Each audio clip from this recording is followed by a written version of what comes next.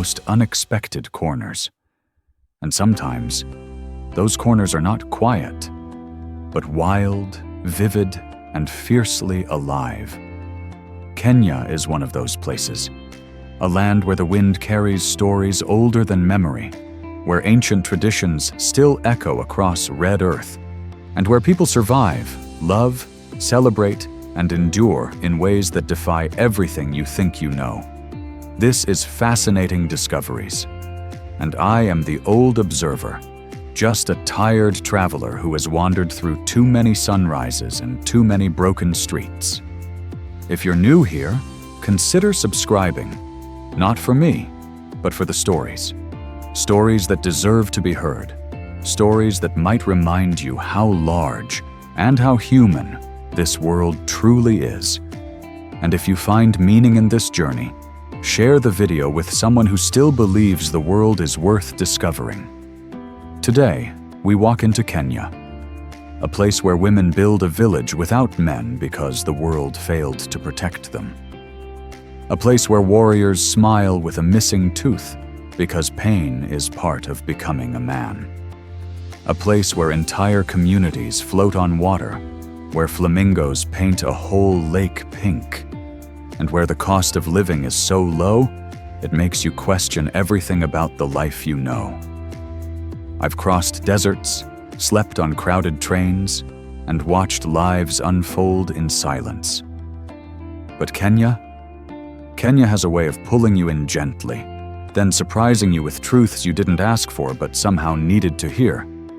It's a country of contrasts, laughter beside hardship, beauty beside struggle, and hope rising in places where it shouldn't exist at all. So sit back. Let the footage take you there. Let the stories breathe. And let Kenya show you 15 extraordinary truths that I've carried with me long after leaving its soil. Number 1. Umoja Village, women-only community. They told me there was a village in northern Kenya where men were not allowed. At first, I thought it was just another rumor carried by travelers, the kind of tale that grows bigger each time it's retold. But when I finally reached the dry plains of Samburu, following a road cracked by heat and time, I saw it for myself. A circle of small huts, quiet but strong in their own way. A place called Umoja. The women who live there don't raise their voices. They don't have to. Their silence comes from something deeper, a silence born from survival, from years of being unheard in homes that should have protected them. They built this place in 1990, after escaping forced marriages, violence, and traditions that treated them as shadows instead of human beings. The world had failed them, so they created their own world. Inside that circle of huts, the light feels different. Children run freely without fear. Jewelry made from bright beads hangs at the entrances, catching the sun like small promises. The women craft these beads with patience, each color carrying a meaning passed down through generations. They sell them to travelers, not to get rich, but to stay free. Everything here is built by their hands: the school, the kitchen, the safety. I sat with a woman named Nasirian. She didn't tell me her age, and I didn't ask. She simply said, "We are together because no one stood for us, so we stand for ourselves." There was no anger in her voice, just the weary wisdom of someone who has carried more than she should have. Umoja means unity in Swahili. And in that village, unity is not a slogan. It's survival. It's dignity. It's the quiet strength of women who refused to disappear. As I walked away, the wind carried the soft sound of children laughing, echoing across the plains. For a moment, it felt like the world was capable of healing itself, one small village at a time. But then the road stretched out before me again. Dust, silence, and the uneasy knowledge that places like Umoja exist because too many others still don't allow women to live without fear. Yet, even so, there was hope there. Fragile, but alive. Alive enough to stay with me, long after I left. Number 2. Kenya, the gateway to Africa. They call Kenya the gateway to Africa, and when you stand on its soil long enough, you understand why. The land stretches out in every direction like an open invitation. Wide savannas, rolling highlands, warm coastlines, and harsh northern deserts that feel untouched by time. It is a country where the earth seems to change its face every few hours, and each face has a story older than any traveler passing through. I remember arriving in Nairobi for the first time, stepping off a long bus ride from the border. The air was cooler than I expected, crisp, almost mountain-like, a surprise for a place many imagine as endless heat. The city sits more than 1,600 meters above sea level, resting quietly on high ground while the rest of Kenya unfolds around it. From there, the highways branch out like veins, toward Somalia's windswept east, Ethiopia's hard-edged north, Uganda's green west, and Tanzania's open grasslands. Kenya's size matches Texas, yet it feels much larger, maybe because every region carries a different rhythm. In the south, the savanna moves slowly, in the steady heartbeat of the Maasai. In the central highlands, life is quicker. Farmers, students, commuters, people who rise early and sleep late to keep the city alive. And along the coast, where the Indian Ocean sighs against old Swahili stone towns, time loosens its grip. The light softens. The nights grow warmer. 54 million people call Kenya home. Kikuyu farmers tending their ridges. Luo fishermen waiting for dawn over the waters. Luhya families walking back from the market at sunset. Kalenjin runners whose footsteps seem to float over the valleys. And the Maasai, tall, unmistakable, carrying centuries of tradition in their posture alone. So many faces, so many languages, yet somehow woven together by two threads, Swahili and English, spoken side by side like old friends who understand the same world in different ways. You feel welcomed here, even before you speak. Maybe it's the hospitality. Or maybe Kenya simply recognizes travelers, people trying to understand a world too big for one lifetime. I often think about that when the bus crosses into a new county, when the land changes again. I sit back, watch the sky shift colors, and remind myself that a gateway isn't just an entrance, it's a promise. A reminder that beyond this point, the world still has more to show you, if you keep going. And in Kenya, that promise is everywhere. In the earth, the people, the wind, and the long, quiet roads that lead you deeper into the continent's beating heart. Number 3. Samburu tribe colors and traditions.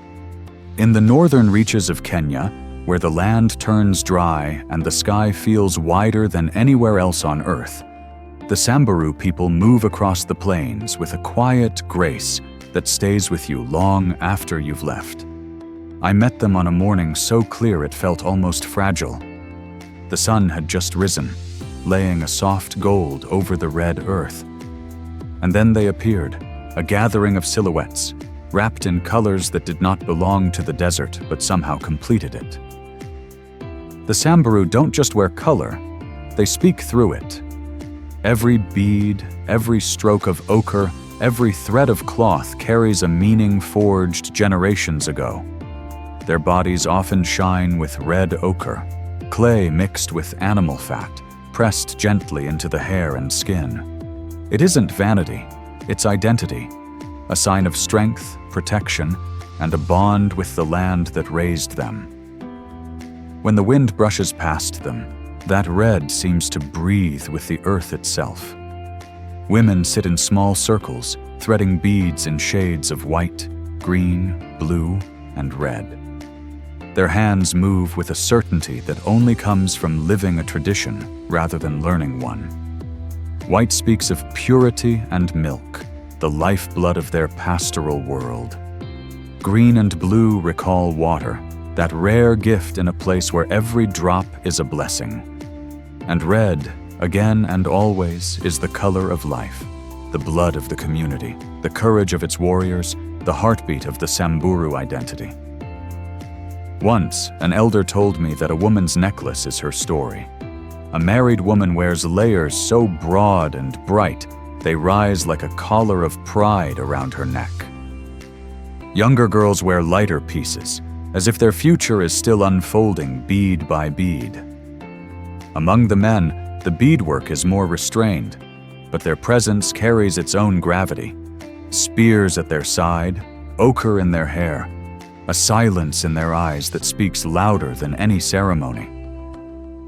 I watched a young boy try on his first bead necklace, fumbling with the clasp, laughing at his own nervousness. His mother touched his cheek and said something too soft for me to hear. But he straightened his back afterward, taller somehow, braver. Colors can do that. They can remind someone where they belong. As the sun climbed higher, the Samburu gathered together, a burst of red, blue, and white against the vast emptiness of the plain. For a moment, it felt like the land itself stepped aside, so their story could take center stage. And in that silence, in that color, I understood why their traditions endure. Some people write their history. The Samburu wear theirs. Number 4. Floating villages on Lake Victoria. Some places feel as if they were never meant to stay still. Lake Victoria is one of them, a restless, stretching mirror of water that touches 3 nations and shapes the lives of millions. When I first reached its shoreline, the mist was still rising, softening the edge of the world. And through that haze, shapes began to appear. Shapes that didn't vanish when the sunlight grew stronger. Homes, dozens of them, floating quietly on the water. The floating villages of Lake Victoria don't look fragile. They look determined, built on ancient bundles of papyrus reeds, bound so tightly they hold up entire households. These homes seem to breathe with the lake. Walls made of woven mats rustle with each breeze. Roofs of dried grass bend but never break. Nothing here is permanent, yet nothing feels temporary. It's a balance, the kind only people who truly understand nature can maintain. Life on the lake is a rhythm, not a routine. Fishermen slide across the water before dawn, their reed boats barely disturbing the surface. They return with Nile perch, the fish that feeds families and keeps small economies alive. Children paddle between houses as if the lake were their backyard. Women trade fish, baskets, tools, and stories on floating platforms that drift just enough to remind you that land is far away. I once watched a man repair the edge of his floating home, pressing fresh reeds into the structure with practiced patience. When I asked him whether he ever feared the water, he smiled, a slow, tired smile, and said, "The lake can take everything if it wants to, but it also gives. We listen to it, and it listens back. But even here, far from the chaos of cities, trouble finds its way. Pollution drifts in from crowded shores. Factories upstream release waste that clouds the water. And overfishing strips the lake of the life it has fed people with for generations. The villagers know this. They speak of it without bitterness, only concern, like people watching a loved one grow ill. Yet despite these threats, the floating villages remain. At sunset, the water glows orange, and the homes glow with it. Smoke rises from small cooking fires. Children laugh somewhere across the waves. And as night settles, the lake holds everything. Every fear, every hope, every fragile dream in its quiet, endless hands. Some places survive because they are strong. Others survive because the people living there have nowhere else to go. But the villages on Lake Victoria survive because the people understand the water, and the water somehow understands them. Number 5. Maasai Rite of Passage. There are some traditions in this world that make outsiders pause, not because they are strange, but because they reveal how differently strength is measured depending on where you stand. Among the Maasai, a boy becomes a man not through accomplishments or speeches, but through pain carried with dignity. And the proof of that passage is a single missing tooth. I remember the first time I saw it, a young Maasai man smiling under the shade of an acacia tree. His posture was calm, almost regal, wrapped in the familiar shuka cloth of deep reds and blues. But when he laughed, one front incisor was gone, not chipped, not lost in an accident, removed deliberately, a mark of adulthood. For boys between 14 and 16, the ritual is both feared and embraced. They gather with elders in a quiet place, away from the noise of the village. There are no doctors, no anesthesia, no reassuring hands. Just the boy, the elder, and a tradition older than most countries on the map. The elder studies the boy's face, not to intimidate him, but to read him, to understand whether he is ready. The tooth is pulled with a steady hand and a sharp tool. The boy is expected not to flinch, not to cry, not even to breathe too heavily. Pain becomes a test, a message to the community that he can endure what life will inevitably demand of him. And when it's done, when his blood settles and the ache becomes nothing more than a slow throb behind his gums, the boy stands differently, taller, older. Something in his eyes shifts, the quiet realization that childhood has been left behind. Immediately after, he is no longer considered a child. He receives his first spear, his first knife. He learns to track animals, to protect the herds, to guard his family. The missing tooth becomes a badge of honor, recognized by everyone he meets. Even strangers know what it means. Once, an elder told me that the ritual began long ago, partly out of necessity. In times of severe illness, when lockjaw could prevent someone from eating, the missing tooth allowed milk and broth to be fed through the gap. Survival shaped the custom. Culture kept it alive. Identity gave it meaning. To many, the ritual might seem harsh, but standing there among the Maasai, watching the boys walk forward with a mixture of fear and pride, I understood something. Every culture finds its own way to teach courage. Some write it into books, some carve it into stone, and some remove a piece of themselves to show they're ready for the weight of the life ahead. On that long road through the savannah, I thought about those young men, how a single missing tooth told a story far bigger than a smile could ever show. Number 6. Polygamy and family structure of Maasai. The first Maasai homestead I ever visited sat quietly on an open stretch of savannah, surrounded by thorn fences and the long shadows of dusk. Cows moved slowly through the dust, bells chiming with a tired rhythm. And in the middle of it all stood a man, tall and calm, wrapped in a red shuka that caught the last light of day.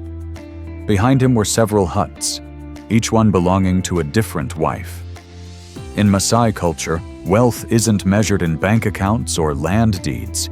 It's counted in cattle, living, breathing currency wandering across the plains.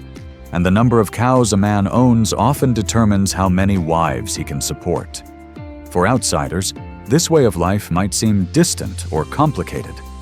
But here, among the sweeping grasslands and ancient traditions, it fits naturally into the structure of their world.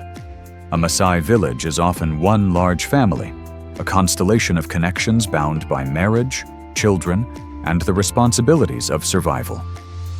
A man may have 3 wives, or 5, or more if his cattle permit. Each wife has her own hut, her own children, her own daily duties. And despite what many assume, the relationships among the women are built on cooperation more than rivalry. They share work, raise children together, and keep the household running in a way that feels less like competition and more like necessity. Beauty, in this culture, is shaped by the land they live on. A beautiful woman is strong, capable, able to walk long distances and carry heavy loads. Her skin glows dark under the sun. Her posture is upright, her movement steady. In a place where life depends on endurance, beauty and strength are the same thing. Ear piercing is another tradition woven into their identity. Women wear long, heavy earrings that stretch their earlobes over time into elegant loops. Men pierce their ears as well, sometimes creating openings large enough to thread ornaments through. To them, the size of the opening isn't strange.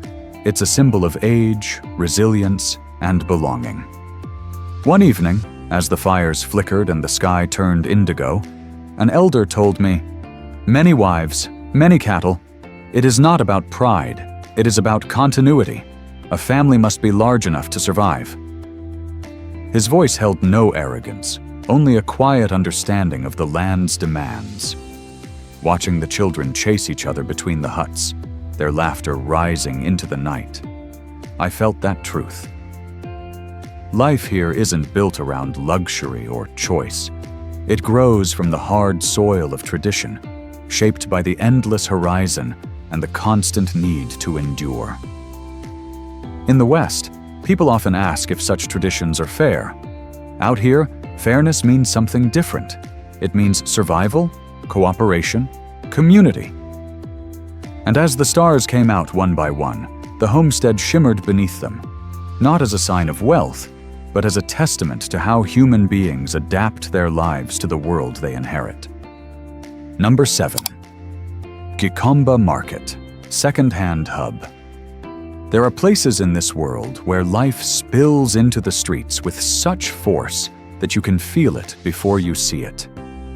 Gikomba Market in Nairobi is one of those places, a maze of colors, voices, and movement stitched together by the hands of thousands who depend on it to survive another day. I arrived early in the morning, while the city was still rubbing the sleep from its eyes. But Gikomba was already awake. Vendors called out from every corner, their voices echoing over the narrow pathways crowded with clothes, furniture, tools, and anything else you could imagine. The air smelled of dust, fabric, wood, and human effort. In places like this, you understand that work isn't just a routine, it's a lifeline. Gikomba is known as the largest second-hand market in East Africa. Bales of clothes arrive from overseas, jeans worn in Europe, jackets from America, shirts that once belonged to strangers whose names will never be known here. But in this market, these items begin a new life. A woman sorts through a pile of denim, searching for a size her son can wear. A young man holds up a faded jacket, imagining how it might look after a good wash. Bargains aren't just about saving money. They are about hope, about finding value where others once saw none. I watched a vendor unfold a leather coat that would have cost hundreds of dollars when it was new. He sold it for a fraction of that to a man who tried it on right there between the stalls. When the man saw his reflection in a piece of broken mirror, his smile grew wide and unguarded. In that moment, dignity returned to him, not because the coat was expensive, but because it made him feel seen. Gikomba isn't only about clothing. It's a network of livelihoods. Carpenters repair furniture in small workshops that lean against tin walls. Sellers of old books display their collections on dusty blankets. Some of the novels are out of print. Others have notes scribbled in the margins by people long gone. I picked up one, the handwriting small, careful. A stranger's thoughts traveling continents only to end up in my hands. It felt like a reminder that stories always find a way to survive. But Gikomba is not gentle. Fires break out from time to time, accidents that sweep through the market like a cruel wind. Vendors rebuild again and again because they have no choice. This is their anchor, their beginning, and their fallback. As I walked deeper inside, children weaved through the crowd carrying baskets of snacks to sell. Their eyes were alert, quick, already older than they should be.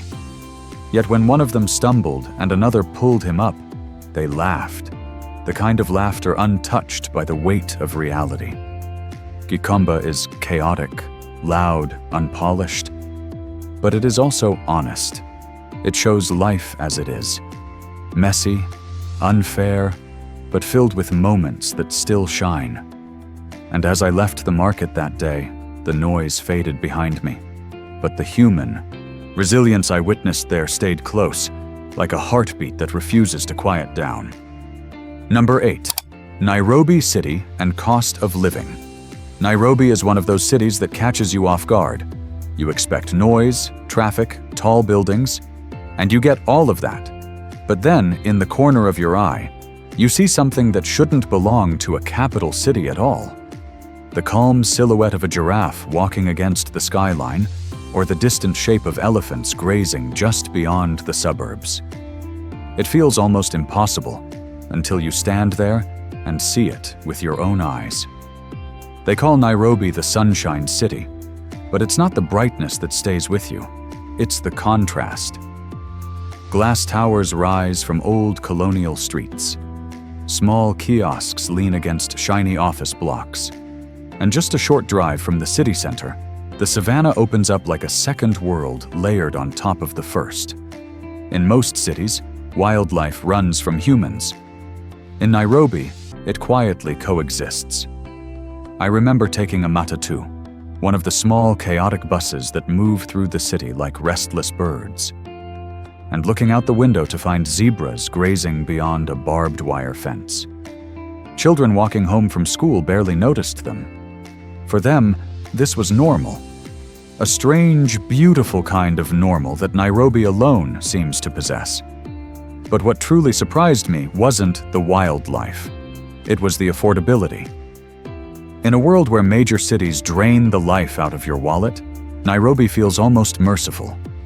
A one-bedroom apartment in the city center costs less than some people's weekly rent in the West. Venture into the suburbs, and the price drops even further. Utilities, transportation, groceries, everything carries a softness that allows people to breathe, to save, to dream. I once met a young man in a small cafe tucked away near the river. He told me he worked 2 jobs, one during the day, one at night.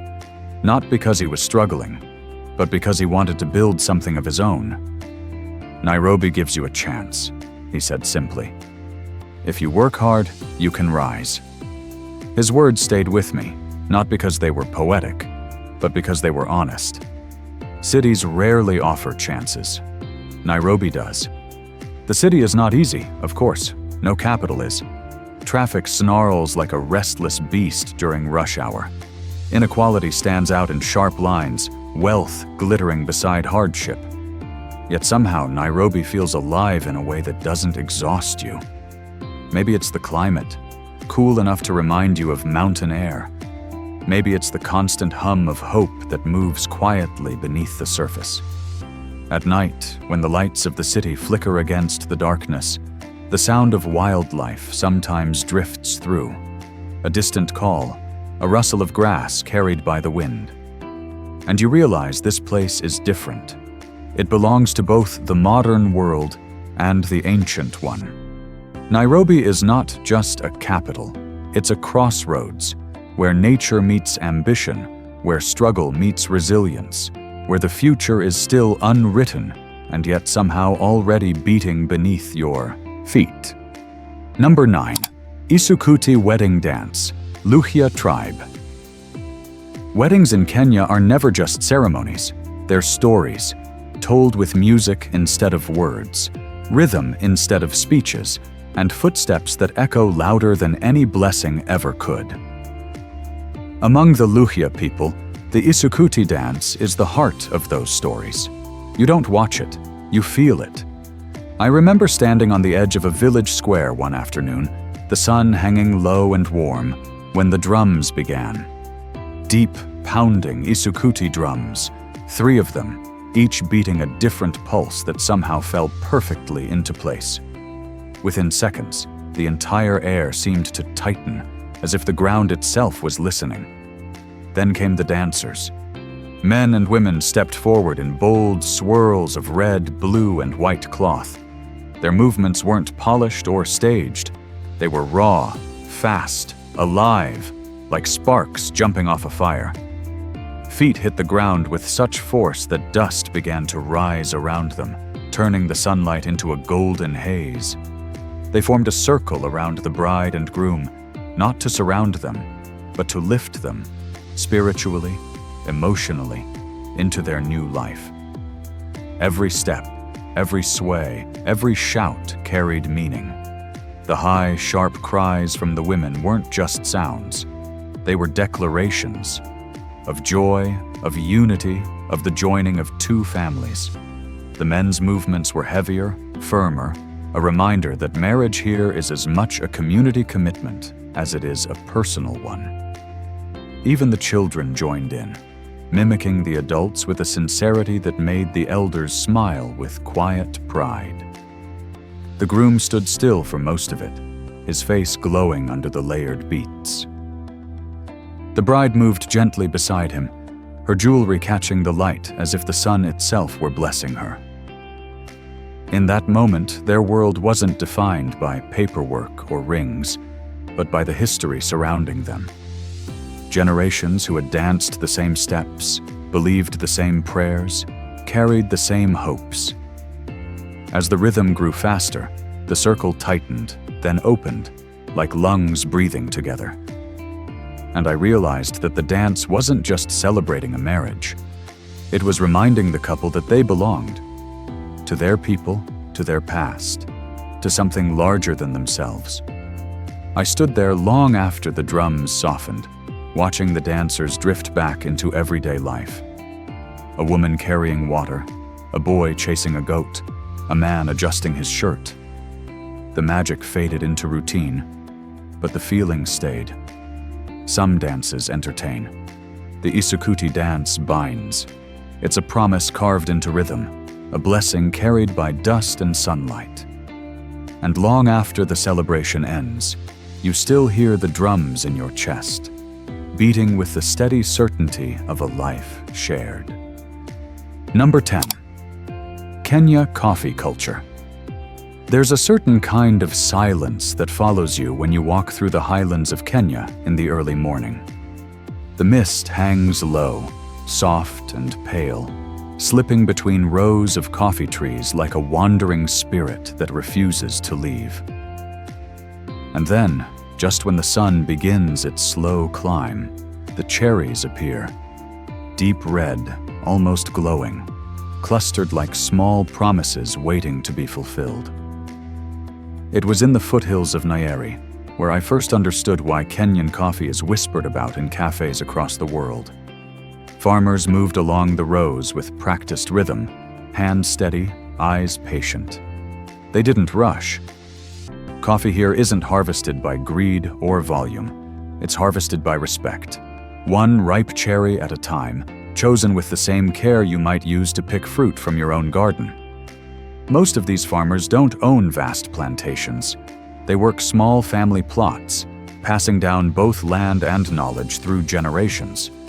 A man named Kamau, his face lined like the soil he worked on, once told me, "Good coffee is like raising a child. You don't force it, you guide it." And as he spoke, he ran his hand along a branch as if greeting an old friend. The volcanic soil beneath our feet, dark and rich, carried the secrets of centuries of eruptions. The climate, cool mornings, warm afternoons, gentle rains, wrapped the cherries in the perfect balance of hardship and nurture. No wonder the beans grow with a character so sharp and complex, you can almost taste the land itself in every sip. When the cherries are picked, they're pulped, fermented, washed, and laid out to dry under the sun. No shortcuts, no machines humming through the night. Just human hands, wooden trays, and the patient waiting that defines a life lived close to the earth. Later, in a small cooperative building, I tasted a cup of freshly brewed Kenya AA. Bright acidity, notes of berries, a whisper of citrus, and a floral scent so delicate it felt like a memory. It was a drink that didn't rush to impress. It revealed itself slowly, like a story told by someone who has lived a long life and knows the value of silence. In big cities around the world, you might find Kenyan coffee sitting behind polished glass, sold to people who will never see the soil it came from. But here, where it's grown, it isn't a luxury. It's a livelihood, a tradition, a connection between land and people as intimate as breath. As I watched the farmers finish their day, the sun dipping behind the ridges, I understood why this coffee carries such weight. It's not just the taste, it's the life behind it. The hands, the weather, the soil, the stories. And like many things in Kenya, it reminds you that beauty often begins quietly, far from the crowds, in places where people work not for praise, but for survival and pride. Number 11. Diani Beach, Kenya's Paradise Coast. There are coastlines that feel familiar, no matter where you're from. And then there is Diani, a stretch of earth and ocean so peaceful that the world seems to exhale the moment you arrive. The first time I stepped onto its sand, the tide was pulling back, leaving behind a mirror of shallow water that reflected the sky so perfectly, it was hard to tell where the sea ended and heaven began. Diani is the kind of place that humbles you quietly. 10 miles of powder-white sand, soft beneath your feet, warm but never scorching. The Indian Ocean rolls in gently here, in shades of turquoise and pale blue you don't see often in real life, the sort of colors painters spend lifetimes trying to capture. Palm trees lean toward the water as if drawn to its calm, their shadows swaying over the sand in long, slow arcs. But beauty alone isn't what makes Diani unforgettable. It's the life within it. Fishermen push their wooden dhows into the morning waves, their silhouettes steady and familiar. Men who know the ocean the way others know city streets. Snorkelers move through coral gardens hidden just below the surface, drifting alongside schools of bright fish and the rare, gentle sea turtle gliding like a thought, passing through water. And if you listen closely at dusk, you can sometimes hear dolphins breaking the surface far offshore, their calls carried by the evening wind. Travelers come here to rest. Locals come here to breathe. I once met an elderly man sitting beneath a palm tree, watching the slow ballet of waves and birds. When I asked him why he came every day, he smiled without looking up and said, "The ocean reminds me that nothing is permanent. Not sorrow, not joy, everything moves." And somehow, in that simple truth, the entire coastline felt even more sacred. Just inland, the Kaya Kinondo Sacred Forest waits in its quiet, ancient way, a sanctuary protected by generations, where the air grows cooler and the light falls in gentle patches through the leaves. It's a reminder that Diani is not just a beach. It's part of a cultural fabric woven long before tourists ever arrived, a meeting place of land, ancestors, and time. At sunset, when the sky shifts into orange, pink, and deep violet, Diani feels like it's holding its breath. People stop walking. Children fall silent. Even the ocean seems to soften its rhythm, as if acknowledging the moment. And then, slowly, night arrives, warm, soft, full of whispers carried by the sea.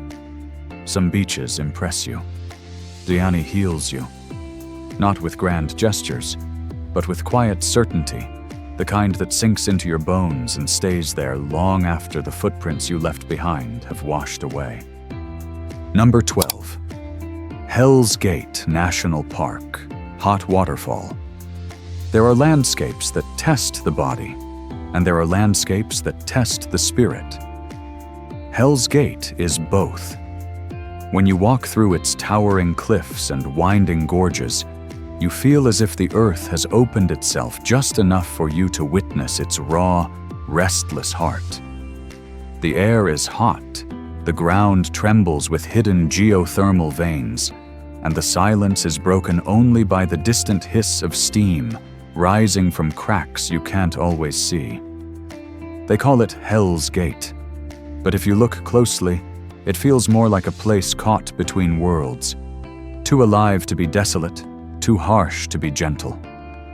I remember the path leading toward the hot waterfall. The rocks beneath my feet were warm, almost pulsing. A thin mist hung in the air, carrying the faint scent of sulfur, not unpleasant, but ancient, as if untouched by time. The gorge walls rose on both sides, their surfaces streaked with minerals that painted the stone in shades of yellow, orange, and deep black. Sunlight struggled to reach the canyon floor, giving everything an otherworldly glow. And then, through the heat and echoing stillness, the waterfall appeared. It wasn't like the cool blue falls you see in travel brochures. This one roared with steam, cascading in a stream of hot, mineral-rich water that caught the light like molten glass.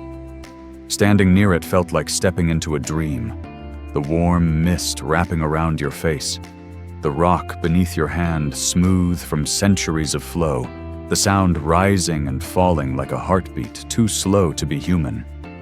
There's a legend that the waterfall is a doorway, a gate between this world and the one below. Whether or not you believe it, there's a weight to the air that makes you understand why such stories were born. People once feared this place. Now they walk its trails with reverence. But even beyond the waterfall, Hell's Gate is a sanctuary. Zebras pick their way through dusty clearings. Giraffes move with quiet dignity along the valley edges. Buffalo pause to study travelers with heavy, knowing eyes. And above it all, eagles and vultures ride the rising thermals, circling like guardians of a realm shaped by fire and time. I watched a young couple climb the nearby rocks, laughing as the steam curled around their silhouettes. Just a few steps away, a ranger stood still, listening. He told me he had worked there for years, yet the place still humbled him. "Here," he said, "you remember how alive the earth is." And he was right. In Hell's Gate, you don't just see the planet, you feel it, breathing, shifting, reminding you that beneath every quiet field and gentle valley lies a force both beautiful and unforgiving. The waterfall is just one expression of that force. But once you stand before it, wrapped in heat and silence, it becomes one you never forget. Number 13. Flamingos of Lake Nakuru. There are moments in life when the world reveals a kind of beauty so improbable that you question whether your eyes are telling the truth. For me, that moment happened at Lake Nakuru. I arrived just after dawn, expecting quiet water and a few scattered birds. Instead, I found the horizon painted pink. Millions of flamingos, so many that the lake's surface disappeared beneath them, moved as one enormous living canvas. Their feathers shimmered in soft shades of rose, coral, and pale blush, blending into a sweeping sea of color that rippled with every flap of a wing. When the wind shifted, the entire flock rose in a wave that passed overhead like a whisper made of light. Kenya holds more than 3/4 of the world's flamingos, drawn to its alkaline lakes like pilgrims to a sacred temple. The water here is rich with spirulina algae, the tiny organism that gives flamingos their iconic pink hue. The birds feed, rest, breed, and dance across the shallows in a choreography older than memory. Watching them feels like witnessing an ancient ritual, delicate, precise, and strangely emotional. I sat on the cracked shoreline for a long time, letting the birds make sense of themselves around me. A ranger joined me, leaning on his staff as he watched the spectacle. "They come and go," he said. "When the water changes, they move. When the food returns, so do they. They remind us that life is movement." His voice was calm, but his eyes carried a quiet awe that never faded, even after years of working there. Lake Nakuru is more than a resting place for flamingos. It's part of a national park filled with white rhinos grazing in the distance, lions hiding in tall grass, and pelicans drifting lazily on the deeper waters. Every creature seems to understand its role in this delicate ecosystem, each species depending on the rhythm of the lake. But it isn't always predictable. Shifts in rainfall, rising water levels, and climate change push the flamingos to travel between other Rift Valley lakes, Bogoria, Naivasha, seeking balance as nature constantly rearranges itself. And perhaps that is why seeing them feels so fleeting, like catching a rare kindness before it slips away. At one point, a single flamingo wandered closer to where I sat, dipping its head into the shallow water, unaware or unbothered by my presence. Its legs looked impossibly thin, yet it stood with the confidence of something fully at home in its environment. For a moment, everything felt still.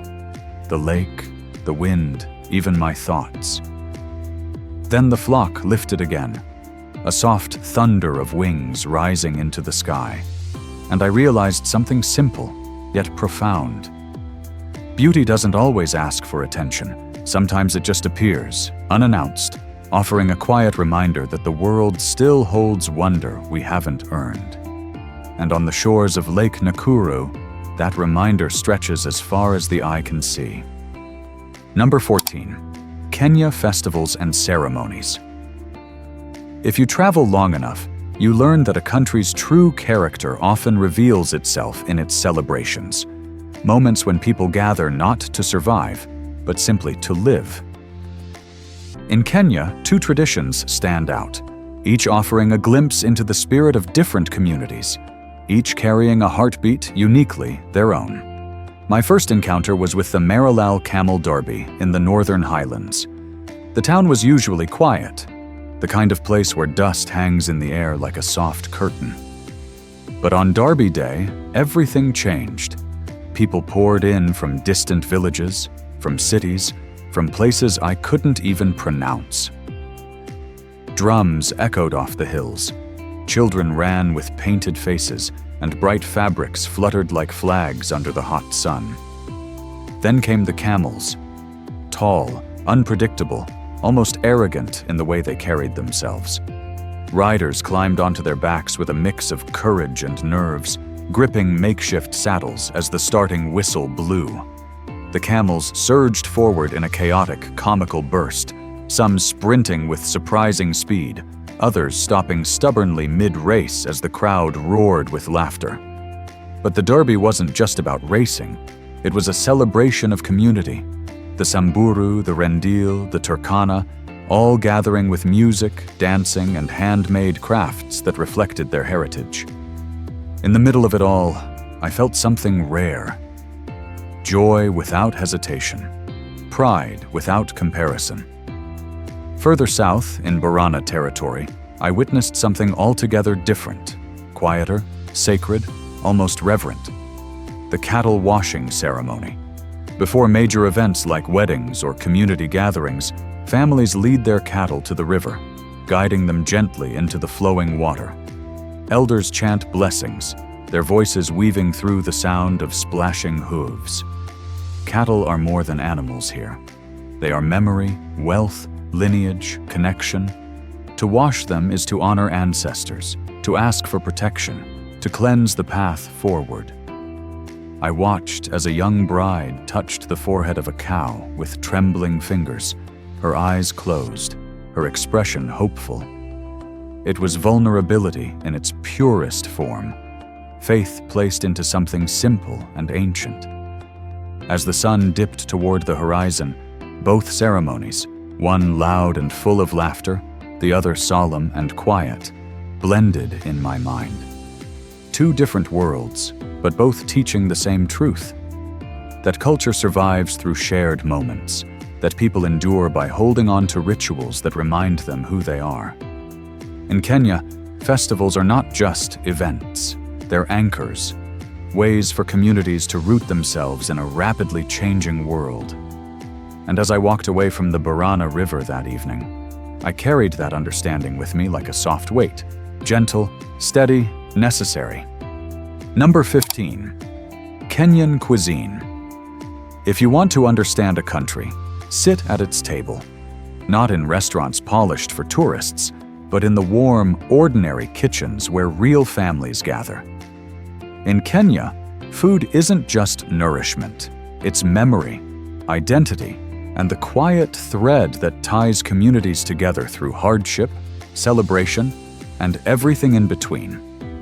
My first taste of ugali came from a small home near the edges of the Rift Valley.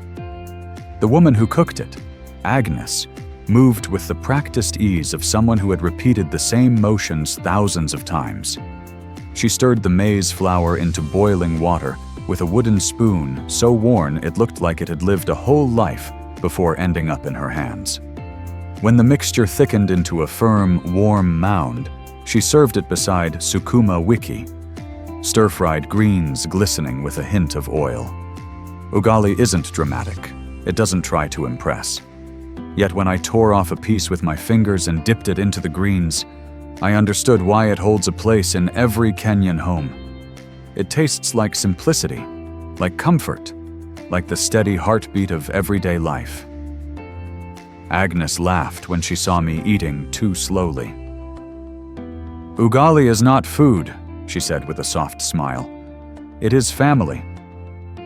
Then there's nyama choma, grilled meat cooked over open flames, seasoned with little more than salt and thyme. I shared a plate of it with a group of friends at a roadside stand not far from Nairobi. The meat, still sizzling, carried the smoky flavor of charcoal and patience.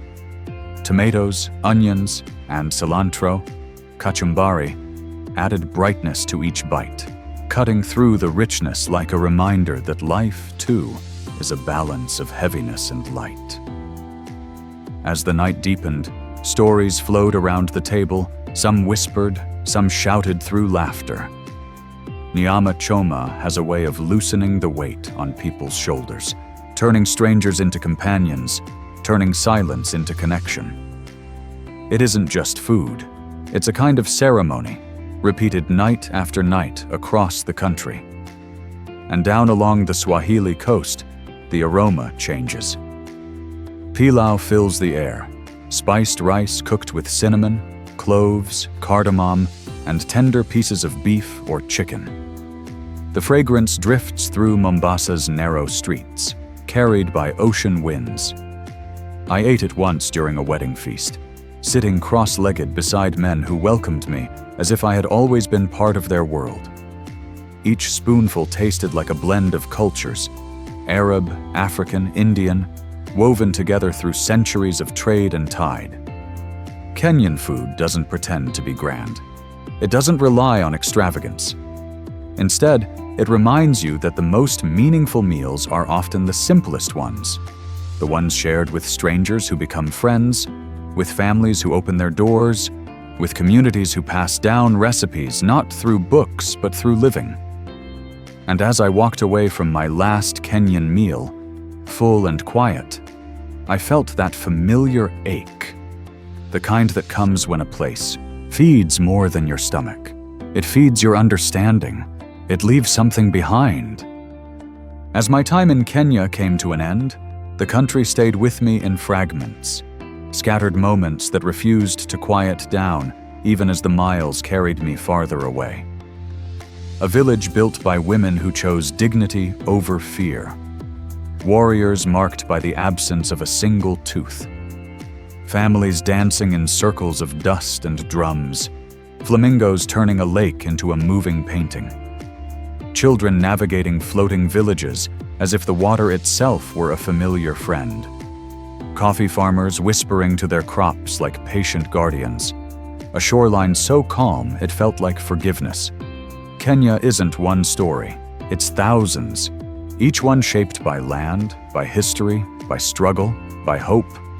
And as I walked through its markets, its deserts, its forests, its crowded streets, I realized something quietly profound. People here don't survive despite their challenges. They survive through them, because of community, tradition, resilience, and a kind of unyielding warmth the world doesn't talk about enough. Every face I saw, every hand I shook, every voice that rose in laughter or song reminded me that beauty does not need perfection. It needs honesty, it needs soul. And Kenya has both, more than most places that pride themselves on greatness. Before I left, an old man sitting on a stone wall outside Nairobi told me, "The land teaches us, sometimes gently, sometimes not, but it teaches." I nodded, not because I fully understood then, but because I felt the truth of it settling somewhere deep inside. Now, as I look back on these 15 moments, these glimpses into a country wider than its borders and older than its stories, I feel the same quiet ache I've felt in so many corners of this world. A reminder that no matter how far I travel, the world is always larger, more complicated, and more beautiful than I expect. If this journey moved you, even a little, stay with me a while. There are more places to see, more stories to hear, more truths hiding in the folds of ordinary life. You'll find the next video waiting for you on the screen. Another path, another landscape, another heartbeat of humanity. And if you haven't yet, consider subscribing to Fascinating Discoveries. Share this video with someone who still believes the world is worth understanding. Thank you for walking with me through Kenya. May your roads be gentle, your horizons wide, and your days filled with small wonders you never saw coming.